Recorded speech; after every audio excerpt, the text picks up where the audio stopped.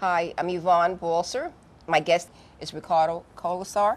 And we're here today to talk about his job, which he's the reporter for the Jersey City Reporter. And for people who don't know what that means, here is a copy of the Jersey City Reporter.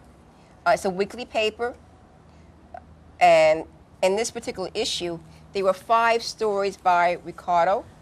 And he's the reporter that covers Jersey City. Let's talk about the mayor's elections coming up. Very important. Okay, what do you think about Haley's chances? I think he has a good shot getting back in. Do people want him in is another story. I'm just looking at the fact that, one, he kept all the people. That's it. I mean, he's kept people in from the Schindler administration. He's kept people in from from Cunningham administration. He's kept people in who worked with Smith when Harvey Smith was the interim mayor after Cunningham's death. And he has his own people. So Manzo. Let's go about Manzo next. Louis Manzo is a very good candidate. I mean, he, was the man who finished second in the special election in 2004. There were a lot of people that expected him to win. There was a number of reasons why.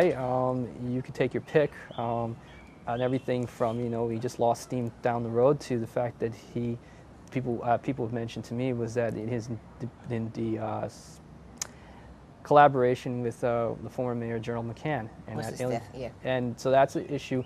I think he probably, based on his past experience in City Hall, past experience in government, I mean, he could be an incredibly worthy candidate. The problem is the stigma of losing so many mayoral elections. Anyway, let's talk about Mrs. Cunningham. She's a very attractive woman.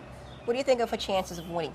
She has a very good chance if she brings out not only the African-American vote, which she did successfully against Louis Manzo, and she was running the first time. Also, it depends on women.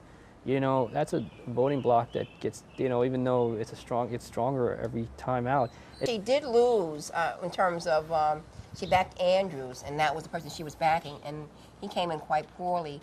So that might be held against her, but on the whole. So what do you think of Schindler coming back? Here's the guy. I actually asked Haley, what do you think of Schindler coming back and running? He says he doubts strongly he's going to run because he doesn't want to have the L word next to him. Loser. So what do you think of Schindler's term? You were not there, but he's the guy who left the city in so many problems. But he also set the stage for abatements, campaign contribution. He spent a lot of our money on senior citizens who live in tax-abated buildings and doesn't have a tax bill. So that's his core group. But what do you think from what you hear? I actually asked several of Schindler's former people and people who had been involved in this administration one way or the other, and they were like, no, they don't think so. I mean, they're going on the fact that, one, they just don't see it. They don't hear it from him as much. They may hear it in the newspaper, but they don't buy it. I think there are folks that say, well, what is he going to do?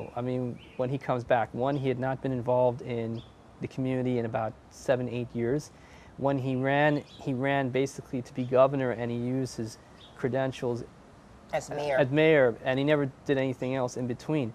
I lived in Jersey City when Schindler was in office, and while I didn't pay attention to everything, I do remember certain things that Brett Schindler unfortunately will be remembered for. For example, the whole thing with the public library. That contract, I think it was LSSI.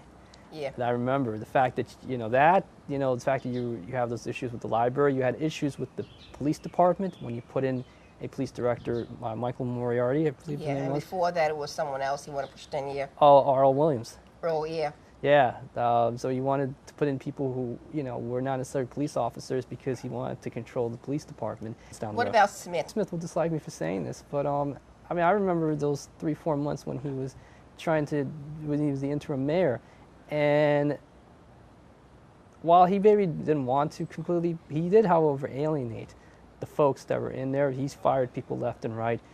He made it very difficult. And you can understand there was a lot of anger and bitterness because of the way he was treated by, pro-Cunningham folks. Yeah, okay, now, this is the thing that I find interesting, is Fulop. And we have Shelley Skinner. Now, Fulop, when I went to his fundraisers, he's my councilman, very nice gentleman. And he said he's not announcing as to what seat he's going to run for, which, to me, he might decide to run for council again. He's still a young man, 31 years old. Sure. And then the following day, Shelley Skinner said she's going to seek his seat. think he's going to be forced to run for mayor, or you think he might run against her? Well, we'll start with Stephen Fulop. I mean, you know, he's funny because, you know, we talk about this every so often. He even says, I mean, he said to me in a recent article that I wrote that, yes, I'm definitely serious about running for mayor, and I'm going to, you know, but he's not going to announce it like, you know, tomorrow. So that, I think, is one thing. I think he will run for mayor. I mean, could things change? Sure. Right now, I'm holding to what he says. That is, you're running for mayor.